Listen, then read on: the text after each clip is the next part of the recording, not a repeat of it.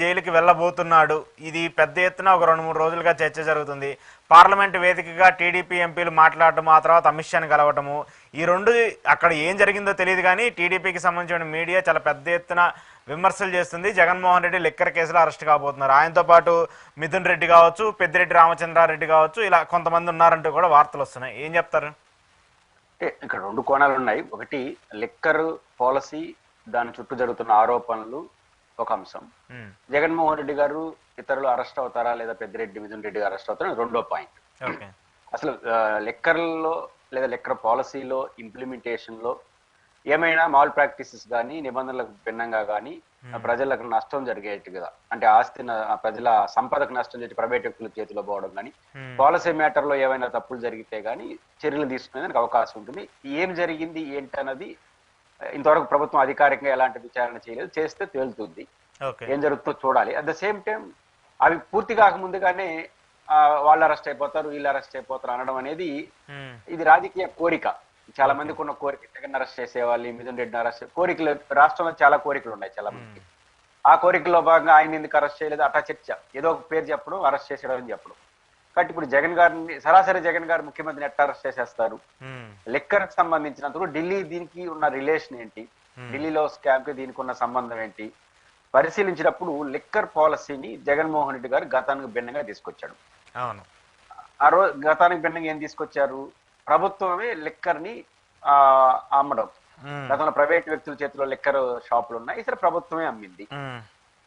అదేవిధంగా కొన్ని సహజంగా ఏం చేస్తారు, కొన్ని ప్రైవేట్ కంపెనీల దగ్గర నుంచి లిక్కర్ గవర్నమెంటే తీసుకొని షాపులకి సప్లై చేసి అమ్ముతుంది. ప్రధానమైన అలిగేషన్స్ దీనిపైన ఎక్కడొచ్చినాయి? తెలుగుదేశం పార్టీ ప్రతిపక్షంలో ఉన్నప్పుడు చేసిన ప్రధాన అలిగేషన్ ఏంటంటే అన్ని చోట్ల ఆన్లైన్ గానీ ఫోన్ పేలో జరుగుతుంది, ఇక్కడ మాత్రం క్యాషియర్ తీసుకుంటున్నారు. ఇది ఒక ప్రశ్న. రెండో క్వశ్చన్ ఎక్కడి నుంచి వచ్చింది? మా నాణ్యమైన మద్యం కాకుండా ప్రభుత్వమే తమకు కావలసిన వాళ్ళతో, అంటే ఇది కావలసిన వ్యక్తులతో ప్రైవేట్ కంపెనీలు పెట్టించుకొని ఆ ప్రైవేట్ కంపెనీల దగ్గర నాణ్యమైన మద్యం కాకుండా నాసిరకమైన మద్యం గవర్నమెంటే సేల్ తీసుకొని కొన్ని లిమిటెడ్ బ్రాండ్ల ద్వారా, అంటే అన్ని రకాల బ్రాండ్లు తీసుకురాకపోతే అనివార్యంగా ఈ బ్రాండ్లే కొనాల్సి వస్తుంది కదా.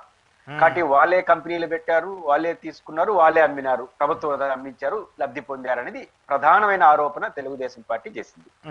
ఇక్కడ నాకు అర్థం కాదు ఏంటంటే దీంట్లో మంచి చెడ్లు అనేది ప్రభుత్వం విచారణ చేసి తేలుతుంది. నాకేమి దానిపైన నిర్దిష్టమైన అభిప్రాయం లేదు. కానీ మనం పరిశీలిస్తే పాలసీ ఏంటి?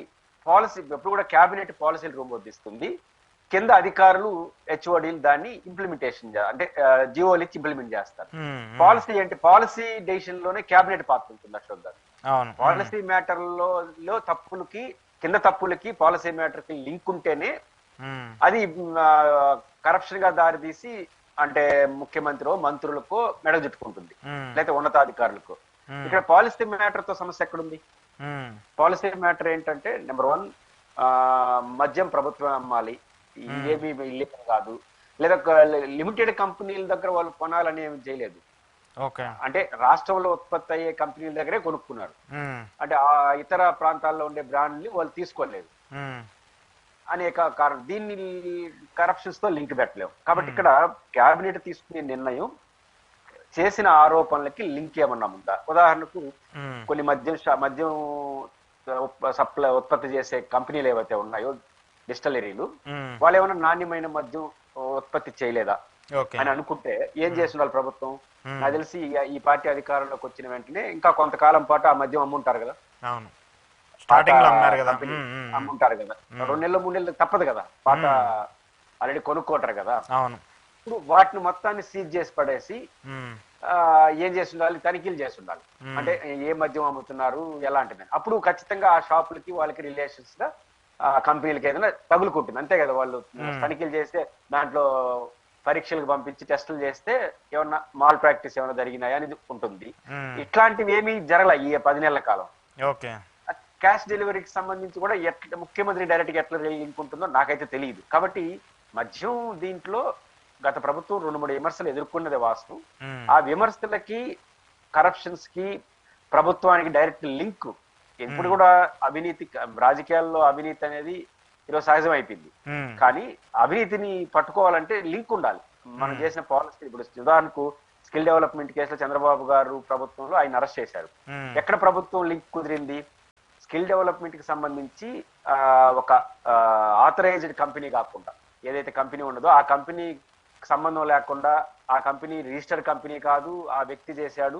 రెండోది 90% ఫ్రీగా ఇస్తారు, 10% మనం ఇద్దాము అనేసి 90% నుంచి 9 రూపాయలు పెట్టకుండా 10% ఇవ్వాల్సిన మొత్తం డబ్బులు ఇచ్చేశారు, 360 కోట్లు గవర్నమెంట్. కాబట్టి ఇంత మతలబ్ ఏంటి? 90% ఇచ్చేవాడు ఇవ్వాలి కదా. దీనికి కేబినెట్ నుంచి ముఖ్యమంత్రి గారే ఆదేశించారు అనే ఒక విమర్శ వచ్చింది. Right are wrong policy. అందువల్ల సీఎం గారిని ఆ రోజు మాజీ సీఎం గారిని అరెస్ట్ చేయాలి. అట్లాంటి టెక్నికల్ గా జగన్ గారి నుంచి ముఖ్యమంత్రి స్థాయిలో, కేబినెట్ స్థాయిలో పాలసీ డెసిషన్ లో ఉంటే తప్ప యథాలాపంగా మనం ఆరోపణలు చేసినాం కాబట్టి ఆయన తినేశాడనే పేరు చెప్పి అరెస్ట్ చేయాలంటే అది అయ్యే పని కాదు. కాబట్టి ఇది మీడియా కోరిక కావచ్చు, తెలుగుదేశం పార్టీ శ్రేణులు కోరిక కావచ్చు. రెండోది నాకు ఇక్కడ బలహీనత ఏం కనిపిస్తుందంటే అసలు హోంశాఖకి ఎందుకు ఫిర్యాదు చేయాలి రాష్ట్ర ప్రభుత్వం? అంటే లావు కృష్ణదేవరాయలు గారు ఈజ్ మెంబర్ ఆఫ్ పార్లమెంట్, ప్రభుత్వం కాదైనా కానీ ప్రభుత్వానికి సంబంధించిన పార్లమెంటరీ పార్టీకి, రాజకీయ పార్టీకి ప్రతినిధి.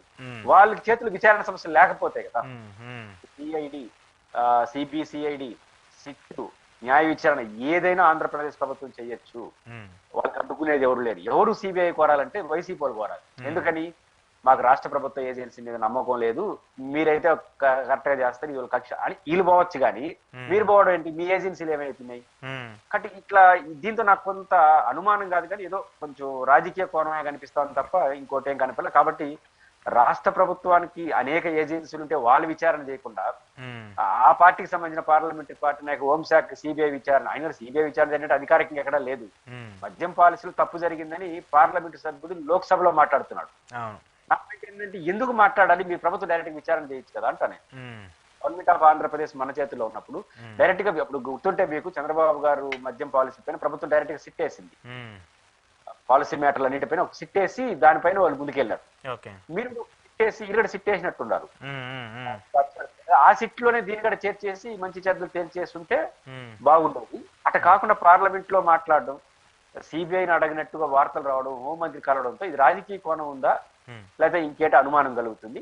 కానీ పాలసీ మ్యాటర్ లో ముఖ్యమంత్రి స్థాయి వ్యక్తిని అరెస్ట్ చేయాలంటే చాలా కీలకమైన అంశాల్లో వాళ్ళు ఇన్వాల్వ్ అయితే తప్ప ఆచరణలో అది సాధ్యం కాదు. ఏం జరుగుతుందంటే ఇంకా ప్రభుత్వం చేసే చర్యలు బట్టి ఆధారపడదు. ఓకే, ఇక్కడ 2 పాయింట్లు అంటే ఇక్కడ కోట్ చేస్తుంది ఆ నెంబరు, మరి మీడియాలో వస్తున్నటువంటి నెంబర్ని చూస్తుంటే నిజంగానే ఏపీలో అంత స్కామ్ జరిగిందా, జగన్మోహన్ రెడ్డి అంత చేశాడా అనేది ఒక పెద్ద చర్చగా పడుతుంది. వాళ్ళు చెప్తుంది దాదాపు